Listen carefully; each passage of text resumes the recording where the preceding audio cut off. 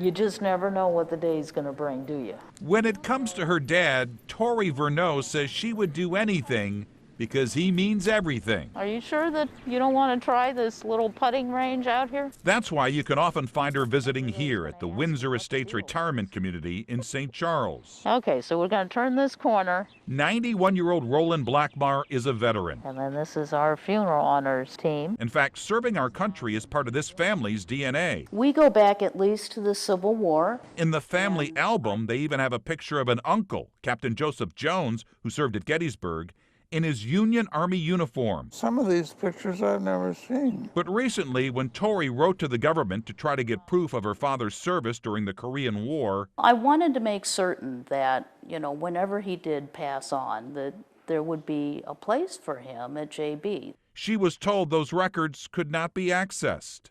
Vicki Ardrey of Murfreesboro, Illinois, ran into the same problem when she tried to get proof of her father's service. He served in Korea for 2 years in 1955.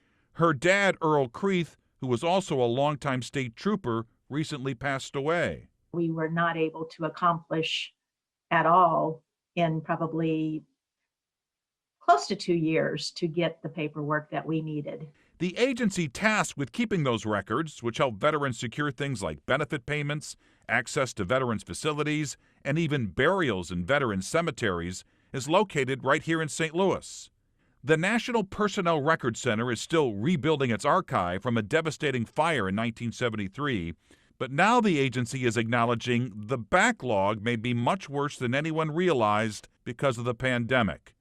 Most of its staff was sent home last March. Even if they come back, it's going to be 18 to 24 months to try to eliminate the backlog.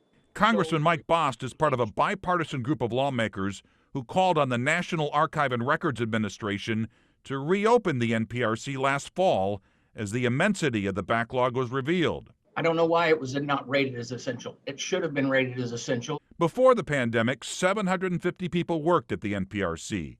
But from June through September of last year, only 75 people worked on site, or 10% of their employees.